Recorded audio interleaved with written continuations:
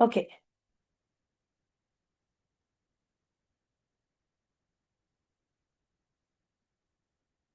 So, let us just check 1 second. So, what is the destination of a transcendental person? The transcendental person has not achieved the transcendental world. He has not achieved Brahmajyoti, he has not attained Paramatma, he has not attained Goloka Vrindavana or love for Krishna. So, whichever yogi, the yogi person is an unsuccessful yogi. The thing is, he doesn't have any karmic results to enjoy or suffer in the material world because he has already left the materialistic activities. He has entered into transcendental activity. So, there are various three kinds of transcendentalists, the Jnana Yogi, the Dhyana Yogi, and the Bhakti Yogi. So these three people doesn't have any punya karma or papa karma. So there is no destination in the material world. Then what will happen to them? They don't have destination now in the spiritual world because they have not attained perfection. Before that, either the life is finished or they have fallen down or they have left it halfway through. Now they are reborn. Now what will be their next birth? Because we know that yam yam babi smaran bhavam tyajatyante kalevaram. Whatever is the consciousness level, based on that, the next body is decided. Now this guy is nowhere. So he is asking very, very nice question, like a cloud which is getting lost because it cannot merge with another cloud. It's not as big. So it has not attained the destination. So then Krishna is answering so nicely, so sweet. Look here. The Supreme Personality of God said, O son of Pritha, the transcendentalist engaged in auspicious activities does not meet with destruction, either in this world or in spiritual world. This is because transcendental activities are always auspicious. See, in material world, they say certain activities to be auspicious, certain activities to be inauspicious, right? But you should know that in Bhagavatam, according to Bhagavatam, when you're progressing towards self-realization, then it is auspicious. When you're entangled in the material world, everything is inauspicious. Whatever they call it, auspicious, inauspicious, everything is inauspicious only. If you're not doing, especially if you're not doing devotion for Lord Hari, if you're not connecting with anything related with Krishna, you don't have a connection through the devotional service. So if there is any auspicious thing in this material world, only one auspicious thing is there. What is that auspicious activity? Can anyone say? What is the only auspicious activity? Who will answer this? What is the only auspicious activity? Do Reviving our lost relationship. Okay. Okay. Jayalakshmi, you wanted to say something? What is that? devotional service to the Lord. Very good. Akarshak, you're also right. But this is a straightforward answer. So how do you revive? How do you revive your lost relationship? What is that which makes you connect with God? So Jiva is there, Ishvara is there. How the Jiva and Ishvara connect? Through devotional service. So if there is anything, any activity which is auspicious, that is only devotional service. Even Jnana Yogi, Karma Yogi, they need to attain their perfection. They need to have a touch of devotional service. If there is no touch of devotional service, even they'll be unsuccessful. Even their activity will be inauspicious. So, here Krishna is telling the person, a transcendentalist engaged in auspicious activities. This is a very, very special statement you see here. Generally, in material world, there is auspicious and inauspicious activity. But here it is mentioned about a transcendentalist who's engaged in auspicious activity, does not meet with the destruction either in this world or in the spiritual world. Both in this material world and spiritual world, he doesn't go down. He goes only up. No destruction. So there's no loss materially, there's no loss spiritually. Because the question is based about spiritual and material sphere success. He will perish like a raven cloud. This is the question. He will fall away from both material. Oh, he'll lose spiritual also, he'll lose material also. But Krishna is telling he will gain, he will progress spiritually, he'll progress materially also. There is no loss. In Krishna consciousness, in spiritual activities, there is no destruction, either in this world or in spiritual world. One who does good, my friend, is never overcome by evil. But what is good, what is evil, is nothing but if you are God conscious, if you are progressing towards transcendental activities, then it is good. If you are progressing towards anything material, everything is evil. In that, they'll say, no, from dustbin, there will be a dustbin. The street, you can see, no, the end of the street somewhere they'll keep a corporation dustbin will be there. There you can see some cats and dogs or something jumping inside. Maybe in night times, if you go, there will be some rats, big ones. They'll be there. They'll be jumping inside. And among them, there will be a fight. Who will take the better piece? Who will take a good piece? Who will take a bad piece? So there is a good and bad in the dustbin. For the rats and the cats and dogs, same way in the material world, people say that this activity is good and this activity is bad.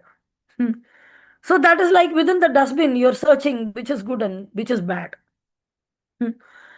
Everything is bad, everything is garbage, everything is to be thrown away, everything is going to next day, the garbage truck will come from corporation, will take everything without discrimination. Right? They're going to destroy it, they're going to recycle, do whatever it is, they're going to destroy it. It is to be sent out of the city. But within that, that rat which is there, they will think this is better ganda and this is good and this I want, this you want, and there will be a fight.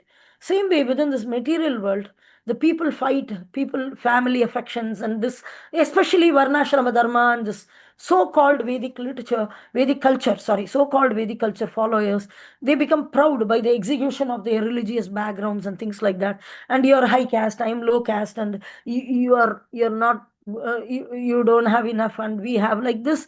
There is in Bhagavatam, so Bhagavatam very clearly says that there is no, everything is evil in this material world. People discriminate and this is good and this is bad. If there is no God involved, everything is bad. If God is involved, everything is good. That's all, full stop, finish. So Bhagavatam is so high level, another level of vision the Srimad Bhagavatam gives us, that we don't get entangled into these kind of good and bad. So here, very clearly, the transcendentalist is said to be uh, doing auspicious activities. So the transcendentalist is engaged in auspicious activities. So either whatever spiritual activity one is trying to do, that goes towards some auspiciousness. So this good activity, which is auspicious, he will not be overcome by evil. So it's not about one who does good, my friend will never come by evil. Should not be interpreted materially. That is why we want Prabhupada's purport. So we'll see the purport, then we'll understand it correctly. So if somebody is reading Bhagavad Gita directly, I know Sanskrit and directly don't read, they will understand, okay, a person who does will not get evil. Sometimes you see good thing, good person, but he will get evil. He will be overcome by evil. But if you do transcendental activity, then evil will not overcome you. So this is the reality. So the unsuccessful yogi, after many years of enjoyment of the planets of the pious living entities, so unsuccessful yogi, what he will progress? Oh, materially he has not done any karma. Still he will go to enjoyment on the planets of pious living entities.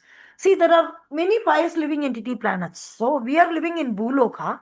Above the Bhuloka is Bhuvarloka, Suvarloka, Maharloka, Tapoloka, Janyaloka, Satyaloka, like this lokas are there. Need not necessarily heavenly planet means you go into the heavenly planets where there is Indra and all this Kuvera and there's Ramba, Menaka dancing, all these things. Need not necessarily. There are other planets like Tapoloka, Janasloka, these kind of lokas are there. In Tapoloka and all, big tapasvis are there. And a person who is halfway through transcendentalist, there is other Chittaloka, Charanaloka and all are there. They are also equally like heavenly planets, but they are not meant for managers and it's not meant for material enjoyment. It is meant for spiritual enlightenment and things like that, but it is comfort level is higher, certainly compared to the material, I mean, the human buloka, uh, compared to that. Uh, like that. So they go to some heavenly planet based on whatever they are practicing. They go to some heavenly planet. So all the upper planets are all completely called as heavenly planet, and we are in the medium planet. And down below, all the planets are called hellish. Atala, Vitala, Sutala, all the planets still Patala. Everything is considered hellish planets. So, an unsuccessful yogi, after enjoyment of the planets of pious living entities, he will go to the upper planets only. There's no degradation materially because he didn't perform materialistic activities. Oh, he will lose. No, he will never lose. He will upgrade.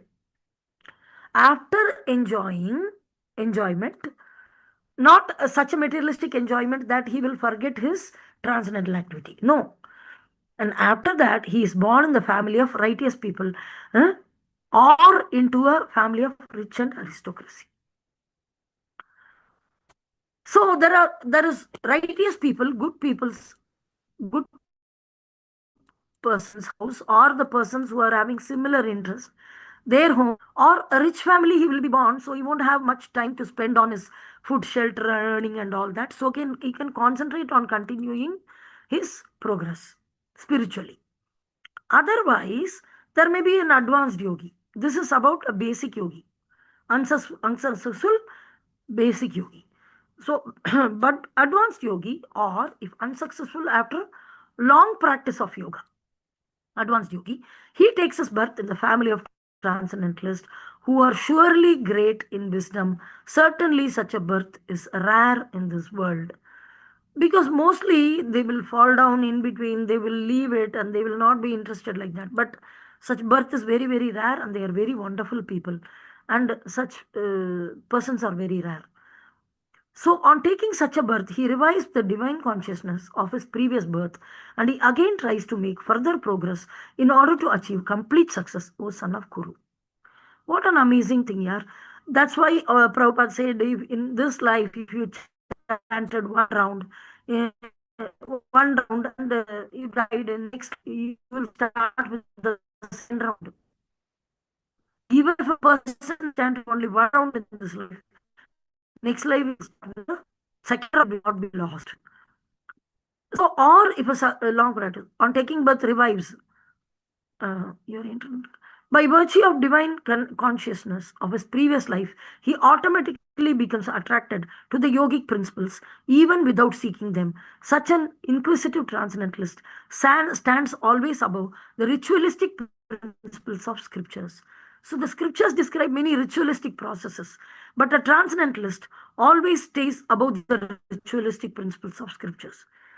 See, sometimes when we practice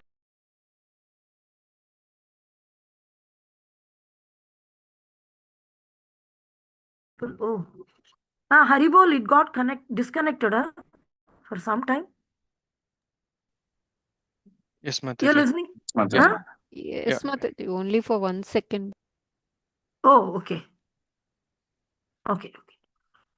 See, you should know that this ritualistic people, sometimes people, when we do bhakti yoga, they will consider it to be a very ritualistic. A yogi will be considered like a very pious person. These both are wrong, because he's pious only in one sense, but still he's not doing karmic piety. He is into transcendental path of the spiritual realization. So spiritual related activities or transcendental activities, whereas materially performing yajnas, materially going to the temple, all these can not be compared to a devotee going to the temple because he's a transcendental, or a yogi going to the forest. A yogi is really in search of his real self. Who am I? I am not the body, I am spirit soul. What is my activity as a spirit soul? Who is God? This search is in this high class. But when you go into ritualistic principle, they are deep rooted in the material world, and they want to take rebirth, and they want to enjoy, and they go to temple.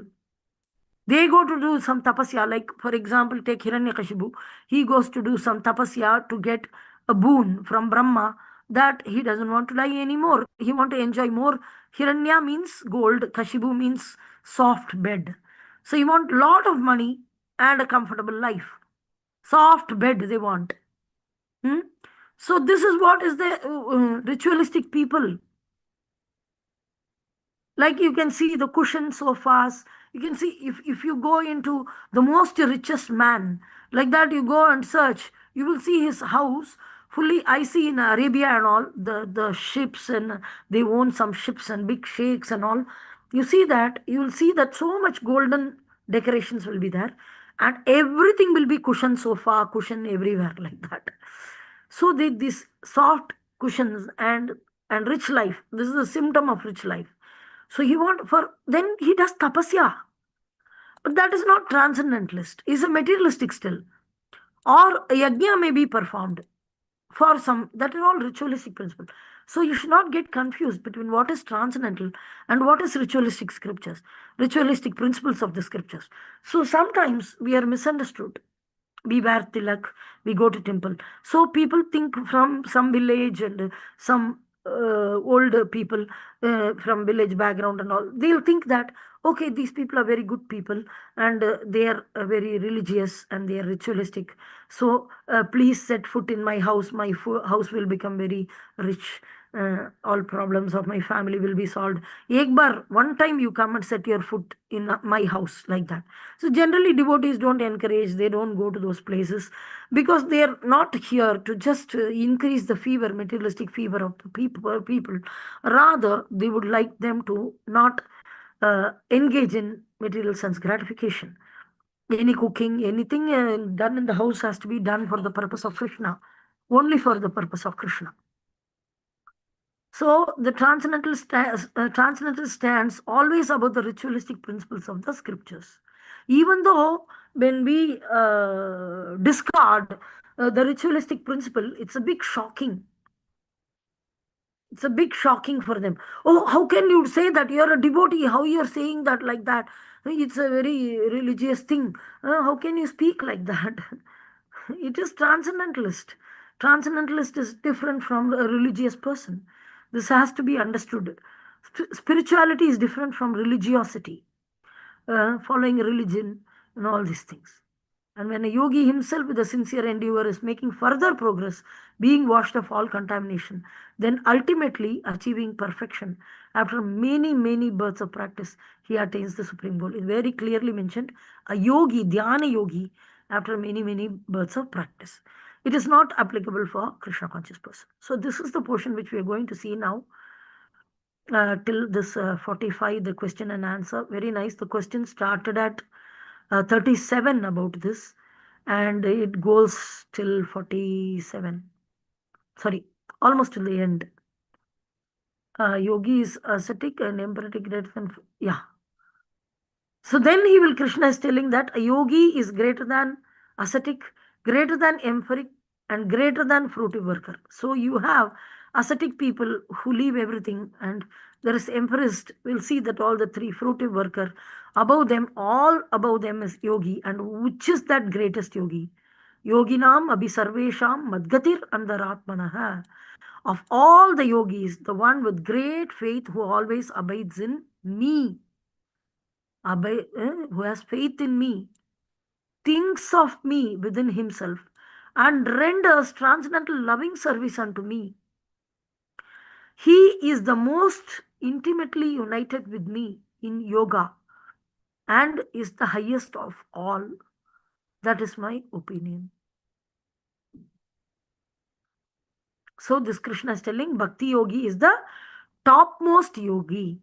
So, that is the conclusion he is giving in this chapter.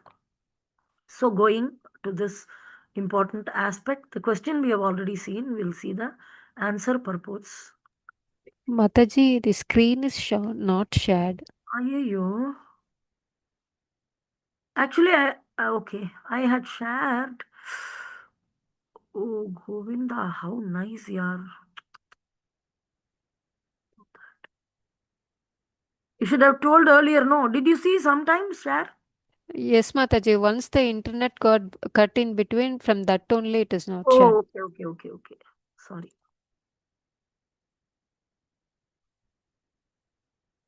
Thank you so much.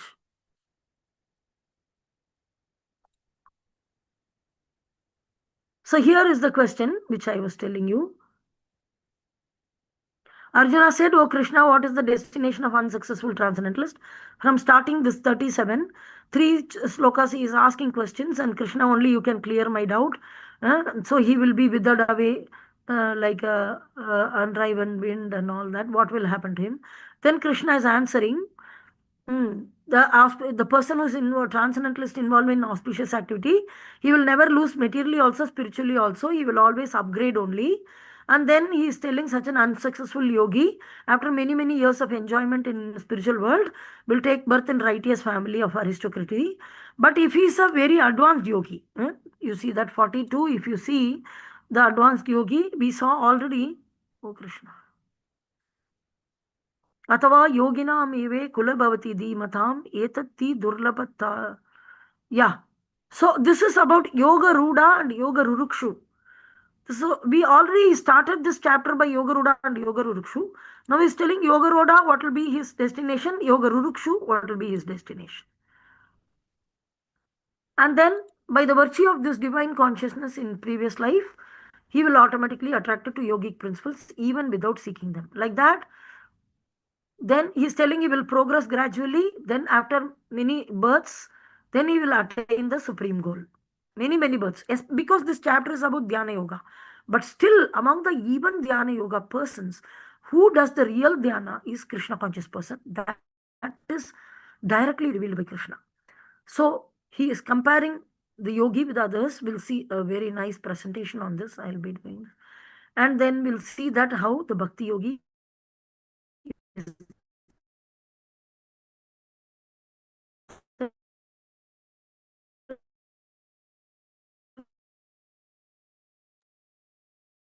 Your voice is breaking, Mataji. intimately united with me in yoga and is the highest of all. Oh, Mataji, for again. some time your voice is breaking, Mataji. Yeah, because I'm staying in a hotel, the internet connection is not proper here. That is why. Tomorrow I'll be back at home, so I'm very sure you will have proper. My computer is also heated up.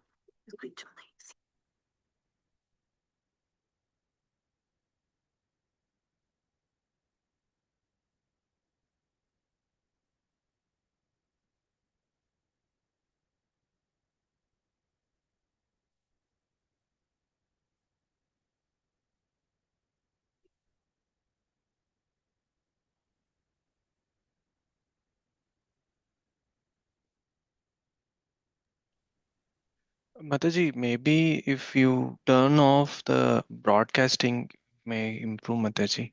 Okay, okay. Sometimes. Yeah.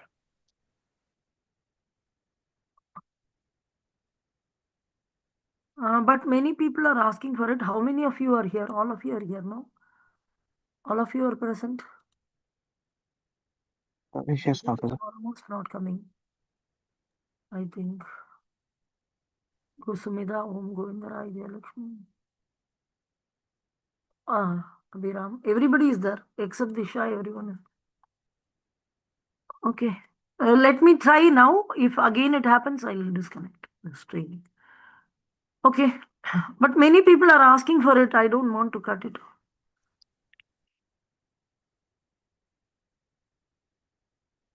I have tethering. I'll put tethering. If it cuts once more, I'll put the tethering. Okay. The Supreme Personality of Godhead said, "O son of Pritha, the transcendentalist engaged in auspice." Okay. This we will see 40th verse. Please repeat after me.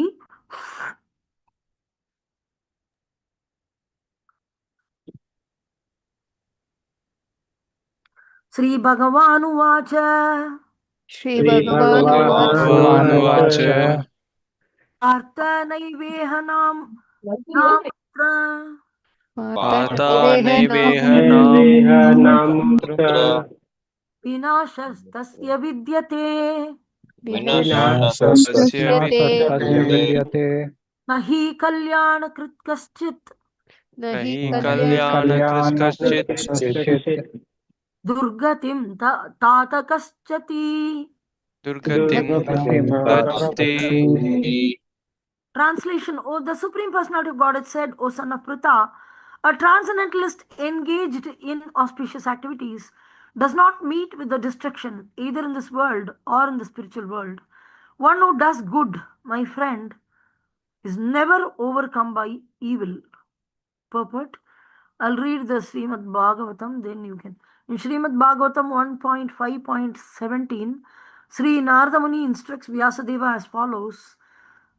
त्यक्त्वा स्वधर्मं चरणाम्बुजं हरेः भजन् अपक्वो तत्पते ततो यदि यत्र क्वा वा भद्रम् अभूत् अमुष्य किं को वार्त आप्तो भजतां स्वधर्मता.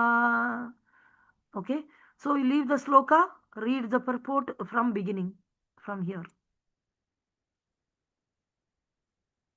If someone gives up all material prospects and takes complete shelter of the Supreme Personality of Godhead, there is no loss or degradation in any way.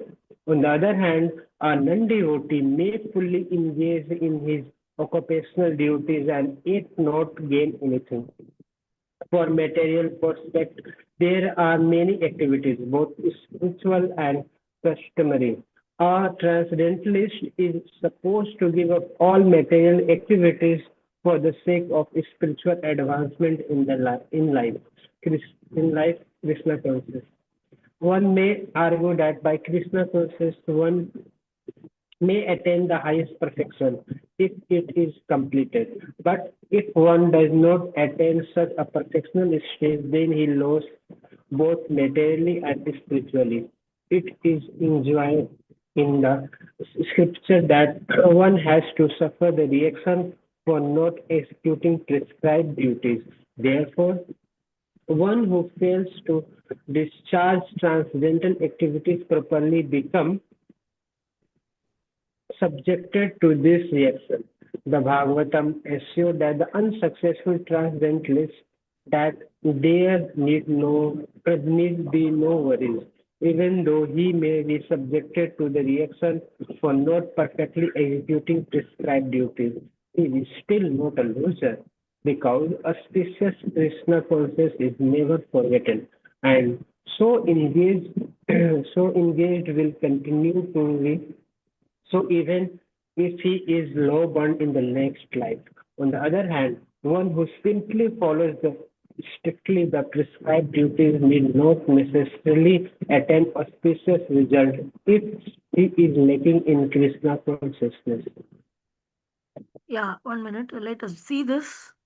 It's a very, very nice sloka. There is a swadharma. Okay. So a person is leaving his swadharma just to take shelter of Krishna. So then there is no loss. But at the same time, a person is materially very nicely religious process, ritualistic process, very nicely following, but he is not worshipping Krishna or taking to bhakti, then everything is lost. It's a waste. So a person very nicely occupied in occupational activities, he doesn't gain anything if he is not non-devotee. But he's a devotee, is not very perfect in his doing his duties, still he is successful. So for material prospects, there are many activities, both spiritual and customary. Okay. A transcendental is supposed to give up all material activities for the sake of spiritual advancement in life or Krishna consciousness. So, due to Krishna consciousness, he may be even you people, if you check, you can see that we would have left relatives, we would have left all our old friends who are not devotees, we are not in touch because it's not very healthy, right? In this way, almost everything we would have given up, materially speaking, because of the spiritual advancement of Krishna consciousness. So one may argue that one may attain highest perfection if it is not completed. One may argue that by Krishna consciousness one may attain the highest perfection if it is completed. But if one does not attain perfectional stage, then he loses both materially and spiritually. Somebody may say that, okay, in case we don't see Krishna, then what will happen? You already left non-veg, you already left alcohol. And so you lost no enjoyment, you lost all your enjoyment and doing. In case if you don't do attain spiritual perfection, then you lost everything. Materially also you lost everything. Spiritually also you lost everything. No, no. So it is enjoined in the scriptures that one has to suffer the reactions for not if anybody doesn't execute prescribed duties, they have to suffer. That is mentioned, of course, in the scripture. Therefore, one who fails to discharge transcendental activities properly becomes subjected to these reactions. So they will ask, they will tell, the people will argue saying that, for example, you didn't do your duty. You didn't do your duty as what are all the duties a human has. He has a lot of duty for demigods who are providing the air for breathing. They are providing fire for cooking. The sun is providing nutrition to the vegetables and fruits, and the moon also is providing nourishment. So, to the bhumi. So, there is harvest festival which you need to celebrate. You need to do Agnihotra, you need to do Surya Namaskara, you need to offer yajna, demigod worship, the demigod throughout the year, various demigod pujas are there, yajnas are there. You need to satisfy satisfy them, because and you have pitrus, your ancestors. See, you came from the semen of your father came from the semen of your father's father. In this way, the entire, yeah, you are supposed to do their pitru karma and everything for the pitrus, the generations in which you got the body from, because if, through the nabi we are entangled with them. So we are supposed to repay, purify ourselves by repaying. And if a father dies, the son is supposed to do karma, yield some punya karma and give to the father, because the father gave the body to the child. So now this, when the father dies, the child is entangled with the father to repay the debt of getting the body. In this way, so many responsibilities to the demigods, the forefathers, the family, the wife, the children, the mother, father, parents, so many, unto the city, the village, everybody you have to repay, or you have to have responsibility. And if you don't properly discharge the execution of this prescribed duties, Agnihotra and all those things, then you're supposed to suffer the reaction. This is mandatory. So, some people may argue. So, Prabhupada is telling one may argue a Krishna conscious person, he is busy in full time serving Krishna. See, when you're connected with the temple or something, they'll keep you engaged always. And you are very, very busy in various beautiful services, and you are very happy with that. And you may not would have not fulfilled certain responsibilities. So somebody may say that, oh, you are both losing both materially and spiritually. Second, you are supposed to suffer the reaction because of not executing the prescribed duties. So they are telling, therefore, one who fails to discharge transcendental activities properly, now you didn't complete bhakti yoga also, see, like that. So, subjected to this reaction. But Bhagavatam says something else. What does Bhagavatam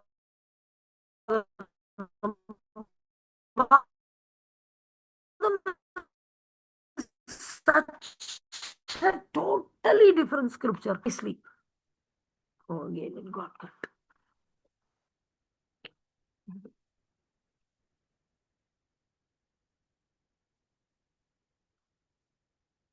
Which one you connected to? To the hotel.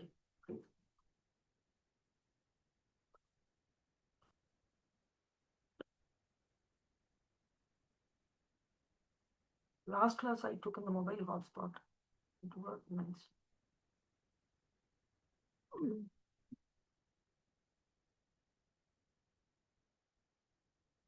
Mobile hotspot. Go here.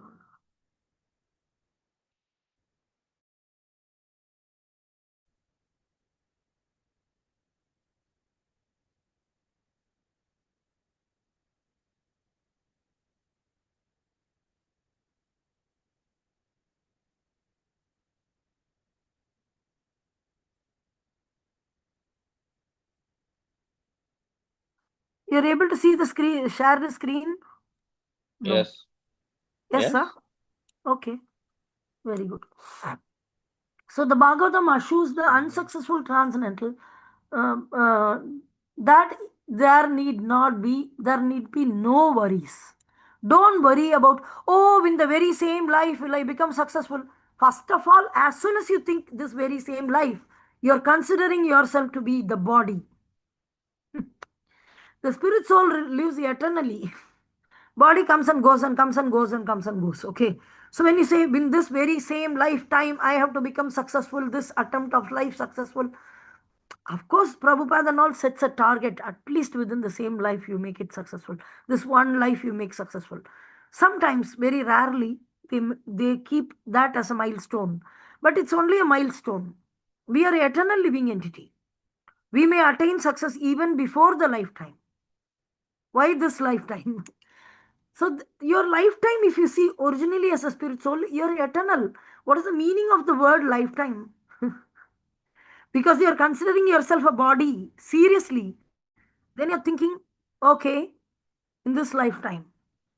So the Bhagavatam assures the unsuccessful transcendental nothing to be worried, even though he may be subjected to the reaction for not perfectly executing the prescribed duties, is still not the loser because auspicious Krishna consciousness is never forgotten. Krishna consciousness is so auspicious that it's not forgotten. So I remember that when Guru Maharaj was asked, some there was a question that people one somebody asked Guru Maharaj, some devotees, some people, they say that you're not feeling any pain because you're a spiritual person, you're very spiritually advanced, you got stroke and you got all this surgery and everything, your health is very bad, so you don't undergo any pain at all, you don't feel it because you're transcendental person. Is it true like that? Or do you feel any pain like that? They asked Guru Maharaj. So Guru Maharaj said that, yes, my health is very ill, because of which I'm undergoing health issues and troubles in the body, and I'm certainly feeling pain. It is very painful. Yes. But when I hear about Lord Chaitanya, when I think about Lord Chaitanya, and then I don't feel this pain. It's so blissful, it's so blissful, and I'm getting into that bliss that is so much more than this bodily things, that I don't feel that. I'm very happy. I'm completely blissful.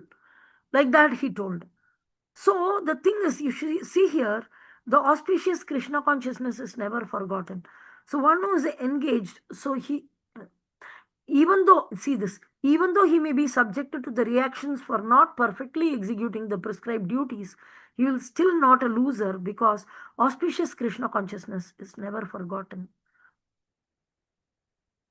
The Krishna consciousness is so auspicious, it keeps you going. And one so engaged will continue to be so even if he is low born in the next life. We see the Jadabharata, there is a pastime of Jadabharata, where the Jadabharata was spiritually very advanced, but at one particular, he was the king of the entire planet Bharatavarsha, and then, but he went to the forest to um, become full time. He wanted to become, which is not appreciated throughout Bhagavatam. If you see Bhagavatam, whoever is going to the forest and sitting for exclusive transcendental activity, especially in Krishna consciousness, is never appreciated. And they are brought back to responsibilities. They perform their responsibility, they get so much mercy. And with that mercy only, while performing their responsibilities, very nicely they are executing Krishna consciousness.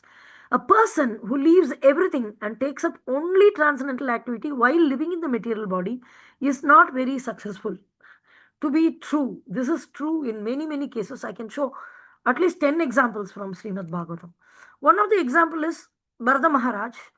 He made a mistake. It's a mistake. Because this world requires Krishna conscious kings. He was a Krishna conscious person. He shouldn't have left the kingdom. But he left the kingdom, took to loneliness, went to the forest, and continued. Then he got allured by suffering motherless deer, and then he started bringing up the deer, became attached to the deer, and at the end of the life, when he was leaving his body alone in the forest, only the deer was his relative, and it was standing there looking at him. And of course, the deer would have gone there and further lived, move on. It would have moved on. 1 week, 10 days. Even the human beings, when they have mourning the death of some relative, it'll be 1 week, 10 days. That's all. 15 days, 1 month. After that, they have forgotten people. Same, then what will an animal? Animal is behind some food. If it's not getting in the Bharata Maharaj ashram, it will go out and find some food. That's all. But Bharata Maharaj was thinking, who will protect this deer, motherless deer? He was so dependent on me. So how many deers are there in the forest? Who is taking care of them? Supreme Lord has made arrangement for all the living entities. So he just fell down, and in next life he became a deer. But because of his practices of Krishna consciousness, he had the remembrance that in last life I was a king, I was Maharaj. But because I became attached to the deer and got the deer's body, so what he did, he left his dear mother and father. He went to the ashram and of some rishis and munis, and he started living there. Whatever they are giving, eating that, and whatever they are speaking about Krishna consciousness, he was hearing it, and he lived in that ashram only. And then he left the body, and in next life he was born in a Brahmana family. And that too without any karmic reaction. He was born second, as in a Brahmana's family, as a son of a Brahmana of the first wife. And then I think the first wife died, and then the Brahmana married second wife and had many children, and they are very well to do, and they were really ill treating this fellow, but it was very to his advantage that they will make him do a lot of work, and they will give some old throwing away food, old food, but a lot of food. So he will eat a lot of food which is unused, and they don't want it anymore, discarded food, which remnants they will give. Means remnants means not their juta, but whatever is remaining, everything. And so he ate well, but he worked out very well because they made him work like anything. So he had a very well built up body, and his muscles and everything, very hefty person, very strong man with all good muscles and all that. But he acted as if he's deaf and dumb and fool, like that madman. He acted like that. He didn't interact with people. He know that I'll get entangled again. And then there were very nice pastimes like that, but he gained his spirituality. In that life he attained perfection. He preached to one king called Raghugana. So preaching directly, and Raghugana, he as a king, he said to be from Bihar area, Patna, but I'm near Patna somewhere, but I'm not very sure whether that pastime happened there. But the temple, they were telling when we went to Patna with Guru Maharaj in Safari, they were telling that this Rahugana king, that Parda Maharaj meeting and preaching happened here. So somehow he happened to carry the palanquin of the king. That time he was when he saw the hands, he was jumping here and there like that. So the Raghugana became very angry. He was a small kingdom king.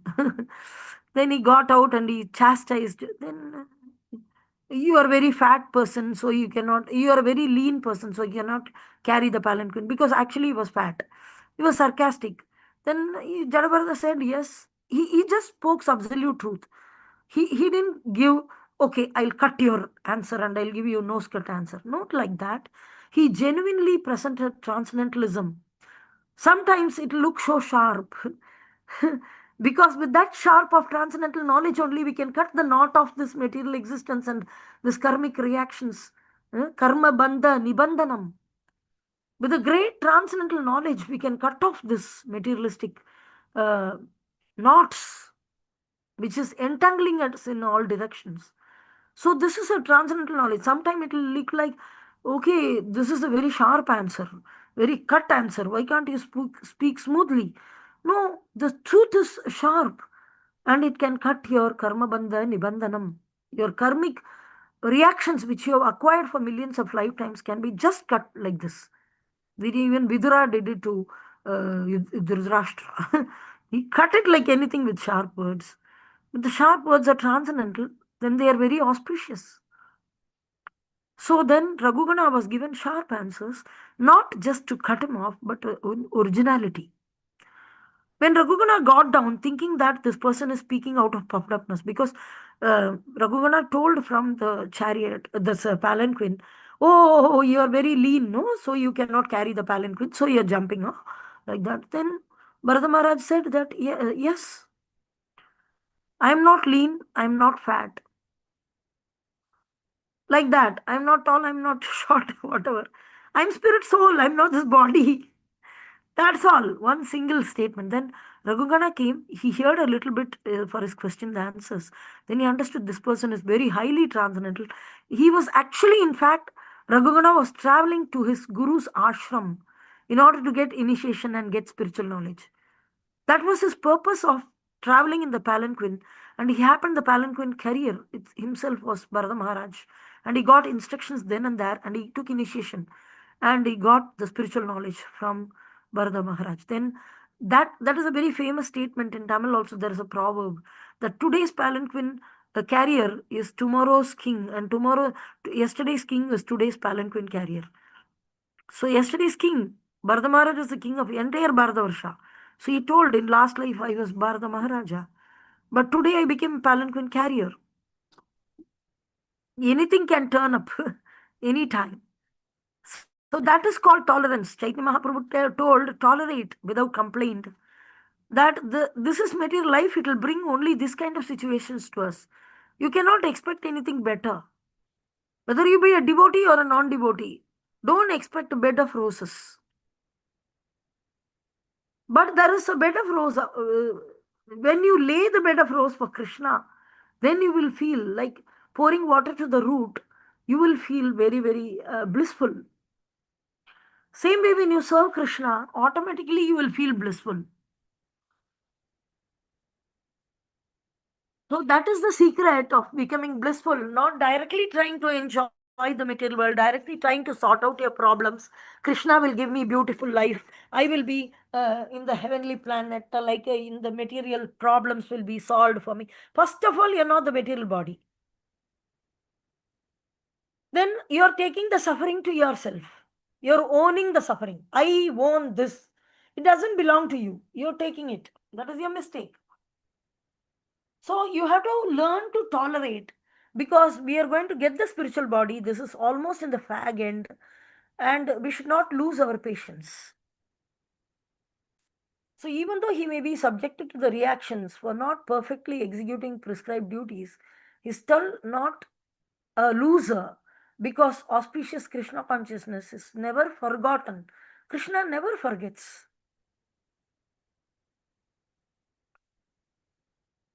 There is a very nice verse in the earlier chapters. Solpam abhyasya dharmasya trayate mahato bhayat. That purport Prabhupada is writing, even if you do very, very little service to Krishna, he will remember it. See, we forget everything. But Krishna remembers, even that small service he remembers. So what about this transcendentalist? He has progressed something, and that something is never lost. So Krishna says that I will preserve what you have. And I'll give you what you don't have. On the other hand, one who simply follows strictly the prescribed duties, sometimes people are so proud that they are so religious in nature. They are so proud they are following all the Vedic literatures, Vedic way of life and all. Hmm? Simply follow the prescribed duties, need not necessarily attain auspicious results. Let it be brahmacharya, vanaprastha, grahastha, or sannyasa. Doesn't matter. Simply becoming a grahastha, good brahmachari doesn't mean anything. In so far you're serving Krishna, even if you're a Varna Shankara, if you're Varna Shankara means your Varna is broken into pieces. Still, doesn't matter. Nowadays in Kali Yuga, you see diverse widows and a person getting married 2 times, 3 times. Sometimes they don't get married at all throughout life. So their Varna Shankara, everything is broken. So, but so what is a person who is very, very nicely situated, well settled in, okay, he got good married, he had a good education, good parentage, everything attains all. But what is the use? Huh? He need not necessarily attain auspicious results if he is lagging in Krishna consciousness. If he is lagging in Krishna consciousness, he may even lose everything in no time. It's like gambling. It's like gambling. How? There is an example of a very nice king. And why I'm calling nice king is he in his life had the opportunity to see Krishna. What is his name? What is the name? Anybody can tell from the Krishna book that lizard who became the lizard in the well of Krishna? Nriga. There's a king called Nriga. Nriga. Nriga. King Nriga. So this Nriga king was very auspicious, ritualistic person. And he used to donate lakhs and lakhs of cows to Brahmanas and riches to Brahmanas and very all auspicious. Dana, Danya, everything he will do. Tapasya, all good things he will do. All auspicious, ritualistic things he will do. But he is not a devotee. He is not Krishna conscious. Not developing affection for Krishna. Doing, sometimes people say, no, do service to the society. That itself is service to Krishna. That itself service to God. Manava Seva, Madhava Seva. The wrong concept. Foolish number one. So we see one example, Riga. This king is Manava Seva. And many ritualistic activities and prescribed in the Vedas as fruitive activities, everything is done. So one of the offense to the holy name is considering chanting of Hare Krishna as one of the auspicious ritualistic activities offered in the Vedas as fruitive activities. So the Vedas offer fruitive activities. Okay. So he was doing all that. So what happened? He was doing very nicely. Why I say it's like a gambling. You see this. And you think I'll do punya karma and somehow relieve from all my miseries. I'll not do papa. So I'll only enjoy. I'll never suffer. If you have any hope like that in the material world, please leave that right now, at least after hearing this posting. So then this Nriga was doing. So he was donating. He donated 10,000 cows to every Brahmana. 1,000 cows he was giving. 100 or 1,000, I don't know. 100 or 1,000, I don't remember. I think 1,000 cows. He was giving like that. 1,000 cows to this. I think 100. I'm not very sure. So every Brahmana, when they come to him, they will get 100 cows and they'll go, or 1,000 cows. Let us take it 100. I have to check the, not very specific, I don't know. 100 cows. So he was donating 100. Next Brahmana, 100 cows. Next Brahmana, he had a big organization team organizing this, and he has done many punya karmas. And among that, this is one of the punya karma. Like that, everything was going very nicely, perfectly. And there was one small mistake. You know what? First, he donated 100 cows to one Brahmana. The Brahmana went away. So when he was taking the 100 cows, the Brahmana was taking the 100 cows. It's very difficult for a single man to manage so many cows. Generally, Brahmanas doesn't have assistants or servants like that. So somebody will accompany them till the whatever area out gate or something like that.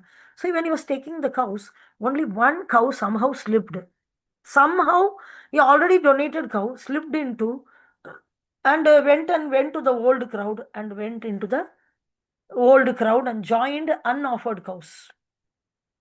So this Raghugana was, not Raghugana, this king Nriga, he was donating, and the next pair of when next 100 when he was donating, the already donated cow came back and joined this crowd and came in the counting.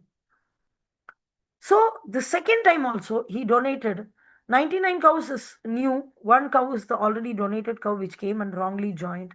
He donated it unknowingly, pouring water, telling Vedic mantras, everything through a proper process. He redonated the same cow.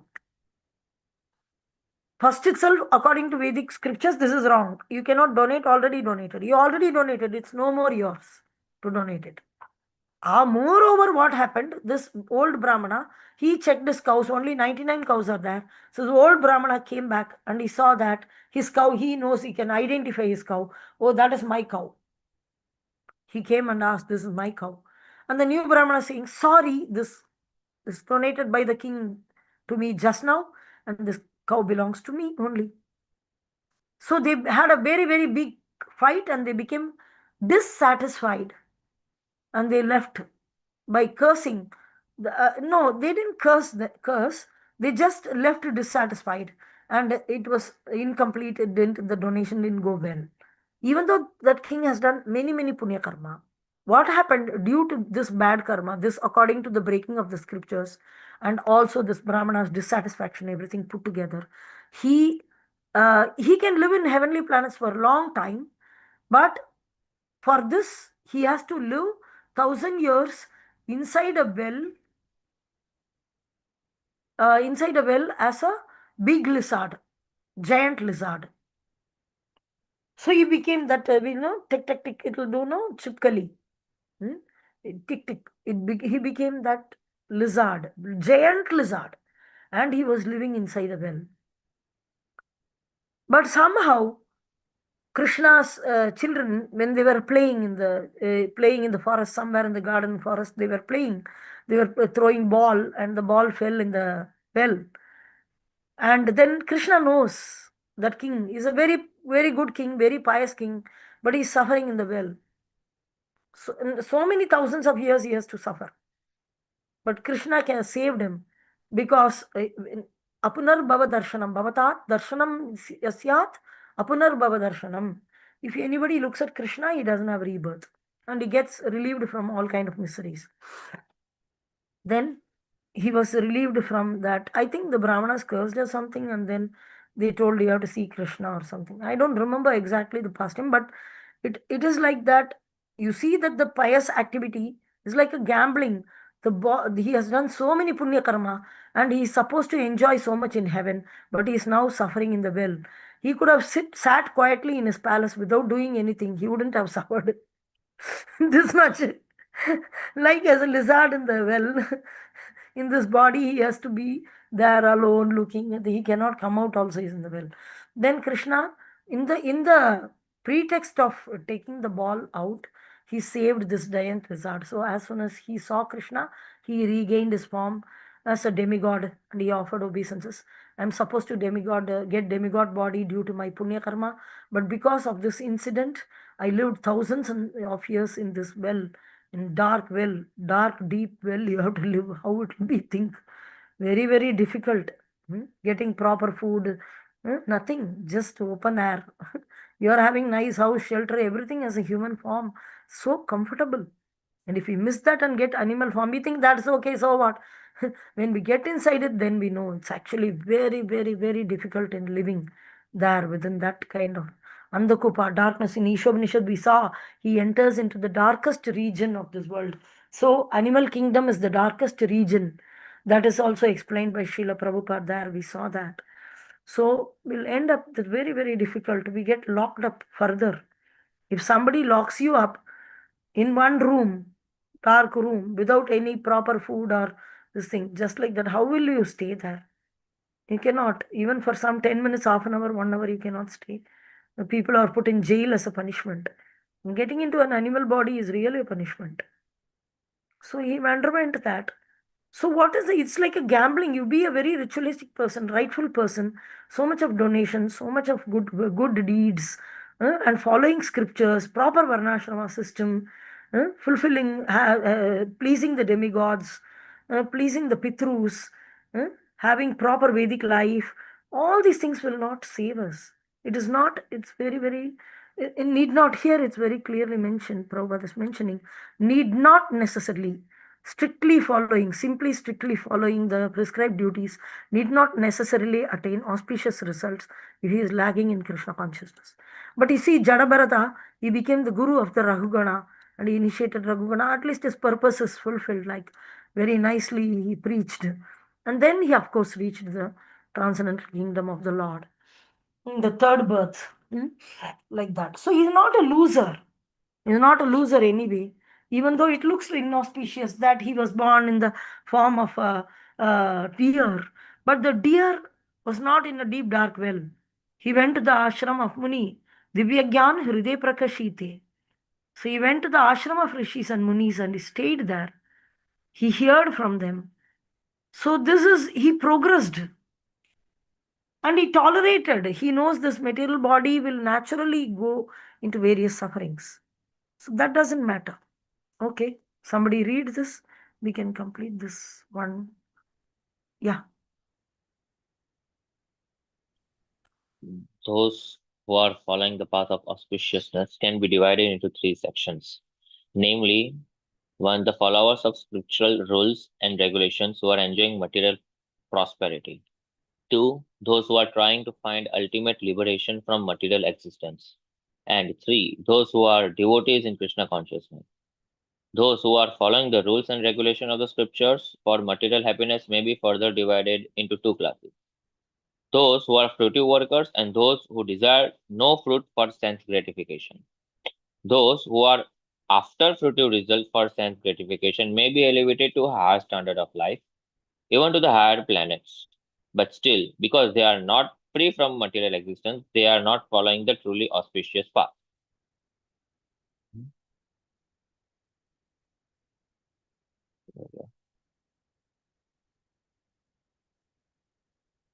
I just okay. The the only auspicious activities are those which lead one to liberation. Any activity which is not aimed at ultimate self-realization or liberation from the material bodily concept of life is not at all auspicious. Activity in Krishna consciousness is the only auspicious activity, and anyone who voluntarily accepts all bodily discomforts for the sake of making progress on the path of Krishna consciousness can be called a perfect transcendentalist under severe austerity. And because the Eightfold Yoga system is directed toward the ultimate realization of Krishna consciousness, such practice is also auspicious, who and no one who is trying his best in this matter need fear degradation.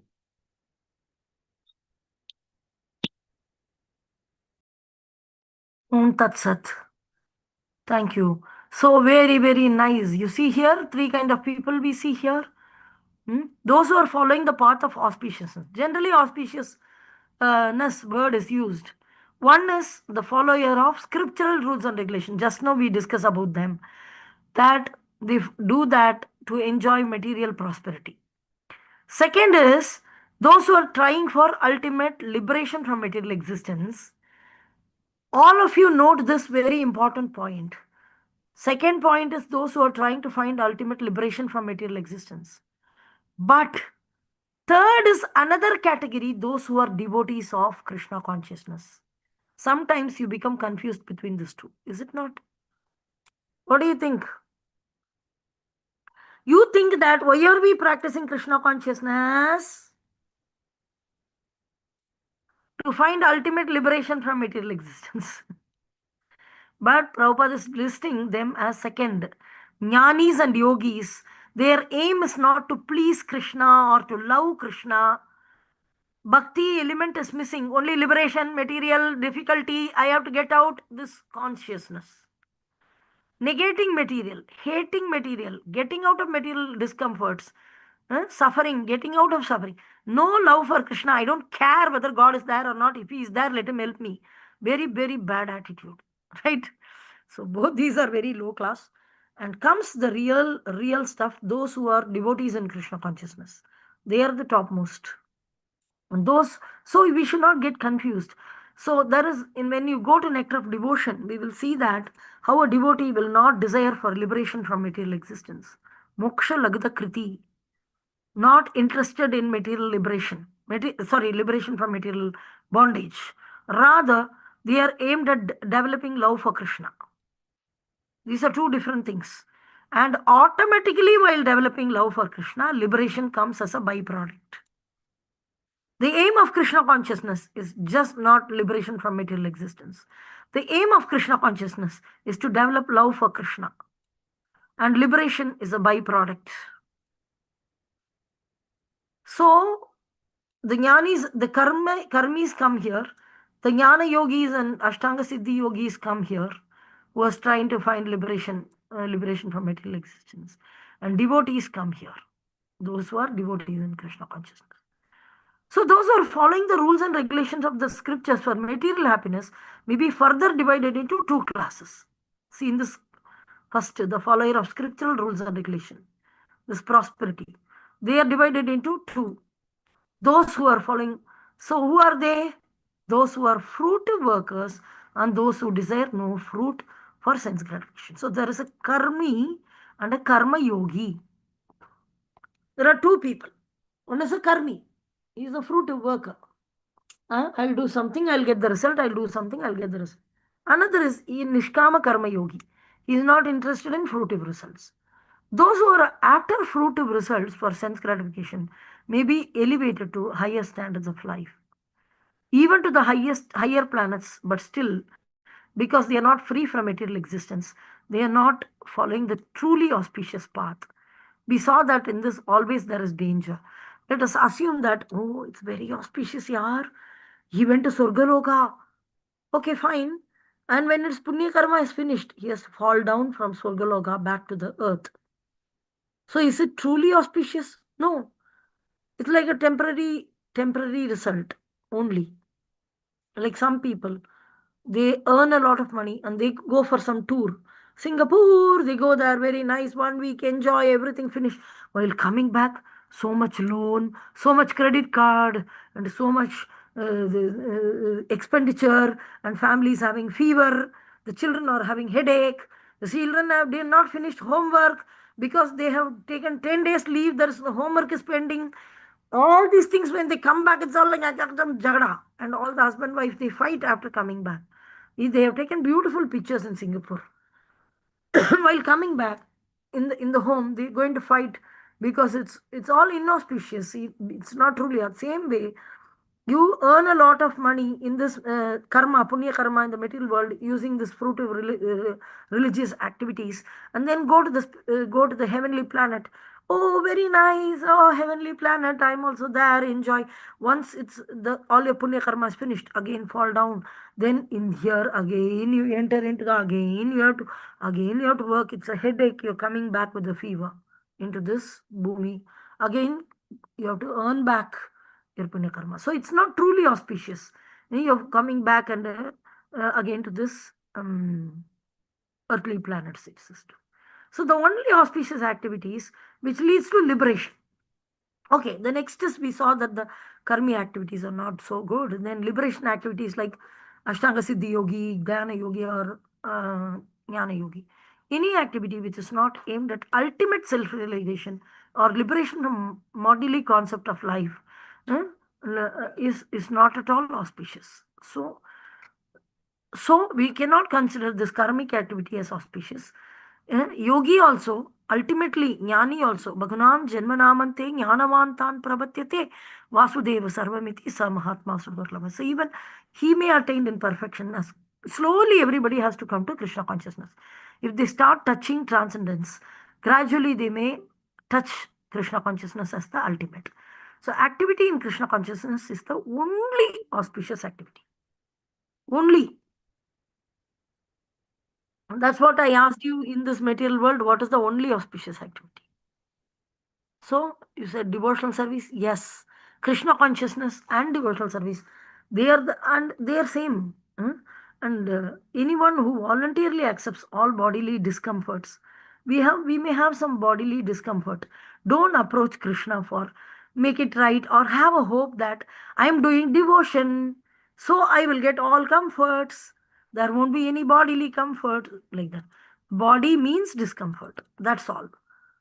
So, for especially for making progress in the path of Krishna consciousness, if we voluntarily accept bodily discomfort, it can be called as perfect transcendentalist under the severe austerity. That is the austerity which we are taking, that we are tolerating the discomforts which the body is bringing. That is that.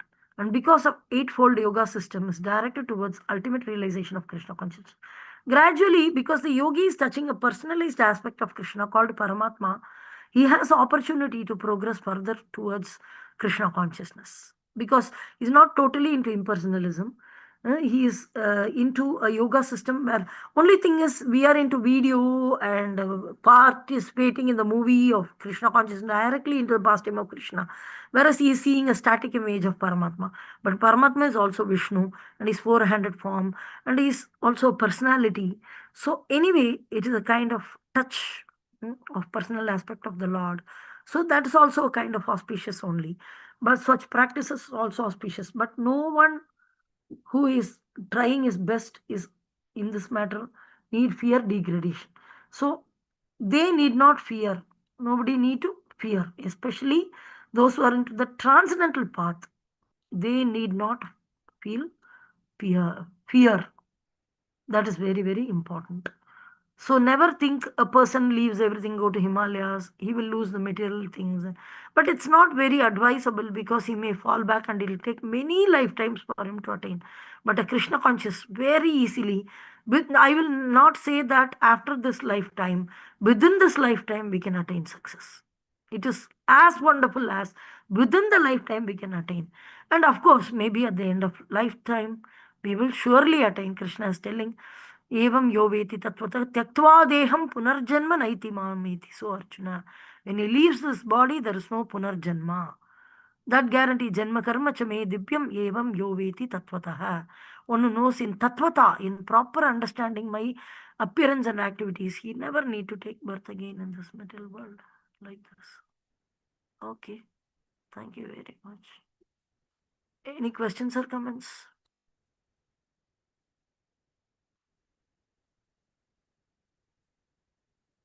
That's it. Okay, let us end here. Uh, any questions or comments? 5, there is a chat. The screen is not shared. Okay, just now I'm seeing, sorry. Hare Krishna 5 Mataji, I had actually asked one question on WhatsApp, Mataji. in WhatsApp. Okay. Related to, I mean, we might think that we have chosen our guru, but is that really true, or it's like kind of it's already pre-decided because guru knows everything? No, karma things and all are pre-decided. This is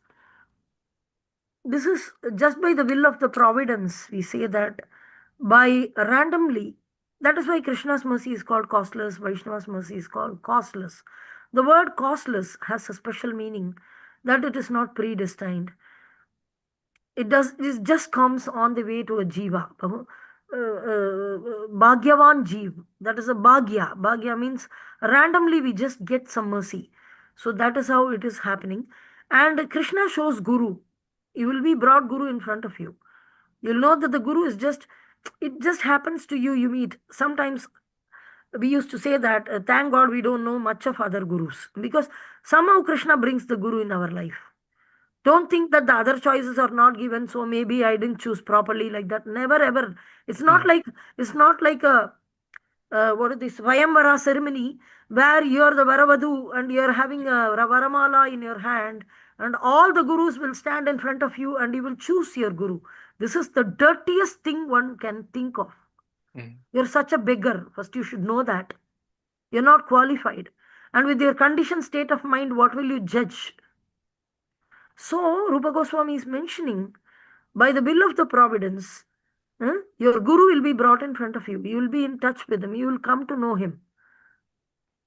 Nowadays, the youth has this aspect, I choose my guru, like this. What will you choose? You're blind. mm, You're a blind person. So there is the best method is to go and pray to the deities. In that, Guru Maharaj said, just go on to the pray to the deities sincerely. Don't have any pre-ideas. And then sometime no people say that I'll ask God and I'll write 2, 3 chits. They will write and put, and the whatever chit is coming, they should take it and go and do it. But what they will do? No, no, this I don't want. So I'll take another shit, because then they really don't want, they want their plan only to get executed. There is no faith in Krishna basically at all, totally. Then how can they choose Guru only? So by will of providence, the guru will be brought in front of you. But if you underestimate him, if you think you can compare, you can do this, you're going to be getting lost. That is one thing, because it's very, very difficult to get authorized spiritual master coming authentically from Acharya Parampara. So when he is in front of you like a laddu, you should just grab it. And if you become too intelligent to analyze, then you're going to be in trouble. Really, you'll never choose. Sometimes no, they let the girls to choose their own bridegroom, and they go into the market and they got lost. They are not 10 years, 5 years, they are not married because they're chit chatting and not, no, no, chit chatting, no, no, chit chatting. You're expecting a perfect, but if the parents get involved, then they just see, okay, okay, this is not, this is not. Now this is the one, that's all final. We won't choose anything. Like a lady entering I mean, a non devotee, greedy lady who's entering into a sari shop. And it'll be like 2 hours, 3 hours, and she has not finalized yet. So the conditioned soul is also like that. He's never satisfied with anything, and with this conditioned state of mind, what is his analyzation skills? So it is not that, okay, I'll make all the sannyasis stand in a queue like that, and I'll be Varavadu, and I'll go and I'll put the garland. No, by mercy, the spiritual master is accepting you. You're not qualified for anything. You envied Krishna. You're an envious soul. And you wanted to enjoy like Krishna. And you hated Krishna. You came here. You wanted to be all by yourself. Now they are reviving your love for Krishna back, and mercifully they are picking you from ditch. So it is very, very, first we should feel unqualified. Then when Krishna brings a authorized guru from Acharya Parampara properly, in an authentic way, we'll know he is initiated in Acharya Parampara, he has taken instruction from spiritual master. We know A, B, C, D of qualification of guru from Bhagavad Gita itself in 4th chapter. What is the qualification of disciple? Tatvidit pranipatena pariprashnena sevaya upadekshanti te jnanam jnaninas tattvadarshana. What you need to do as a disciple. What is guru qualification? Evam parampara praptam evam rajarshiyo viduhu. He will come in the parampara system. He will be without any interpretation. He would have taken initiation from a spiritual master. He will also be a perfect disciple. Tatvidhi pranipatena pariprashnena. He would have served his spiritual master sincerely. He would have got instruction by pleasing the spiritual master. He got instruction, voluntary instructions. And now he tries to execute that instructions. So many clear indicators are there to identify spiritual master. The primary one is he should come in proper authentic Acharya Parampara. Now in ISKCON, Prabhupada has come in the authentic Acharya Parampara, and he has created so many authentic Acharyas. And Krishna is bringing somebody in front of us. That we know. Oh, you have choice, you go, run away. And oh, you analyze like that materially, and you end up in a mess. Either you end up in not choosing anybody, or you end up in a big mess. So it's better we see the situation how whom Krishna brought naturally to us. There is a natural way things happen. Always I say that Krishna consciousness, take it in a natural way. Don't try to exemplify and do things and speculate. All these things, never do it. Just do it. More naturally you do, you can follow it throughout life. More you do it like a big process and drama, then you're going to be in trouble. How long can you maintain the drama? I am doing an extraordinary process kind of thing. Krishna consciousness is natural. And we should do even chanting. How do you do? Don't do unnaturally. Do naturally, like I talk to you. What is the sound in which I am talking to you? Similarly, I chant Hare Krishna, Krishna Krishna, Hare Hare, Hare Ram, Ram Ram, Hare Hare. That's all. There is no masala added. So it is so simple. He will be brought in front of you, and you just take the opportunity, grab it, and become benefited. It's very, very simple. Krishna, Rupa Goswami is mentioning, first Krishna will show Guru. Krishna will show Guru, and then Guru will show Krishna. After that, Guru will show Krishna. So this is the process in Nectar of Devotion. This is the proper verse. Krishna shows Guru first, and then Guru shows Krishna. So Krishna would have shown to you if you have started taking the chanting bag. You have started taking the chanting bag and you are chanting very sincerely and nicely and practicing everything. You know within your heart, and he will be brought up to you. Then you just need to take.